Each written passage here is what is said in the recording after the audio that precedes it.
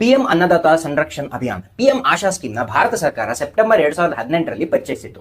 ಈ ಯೋಜನೆಯ ಮುಖ್ಯ ಉದ್ದೇಶ ಏನಂದ್ರೆ ರೈತರಿಗೆ ತಮ್ಮ ಬೆಳೆಗೆ ನ್ಯಾಯಸಮ್ಮತ ಬೆಲೆ ಕೊಡೋದು. ಪಿಎಂ ಆಶಾ ಉದ್ದೇಶಗಳು: ಕನಿಷ್ಠ ಬೆಂಬಲ ಬೆಲೆ ಎಂಎಸ್ಪಿ ಕೊಡೋದು.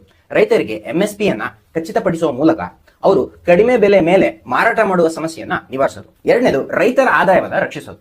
ಮಾರುಕಟ್ಟೆಯನ್ನ ಬೆಲೆಯ ಅಸ್ಥಿರತೆಯಿಂದ ರೈತರಿಗೆ ಆದಾಯದಲ್ಲಿ ಸ್ಥಿರತೆ ಕೊಡೋದು. ಇದರ ಮುಖ್ಯ ಭಾಗ ನೋಡೋದಾದ್ರೆ ಪ್ರೈಸ್ ಸಪೋರ್ಟ್ ಸ್ಕೀಮ್ PSS ಕೇಂದ್ರ ಸಂಸ್ಥೆಗಳು ಹಾಗೂ ರಾಜ್ಯ ಸರ್ಕಾರಗಳ ಸಹಯೋಗದಲ್ಲಿ ಪಲ್ಸಸ್ ಎಣ್ಣೆ ಬೀಜ ಮತ್ತೆ ಕೊಬ್ಬರಿನ ಖರೀದಿ ಮಾಡೋದು.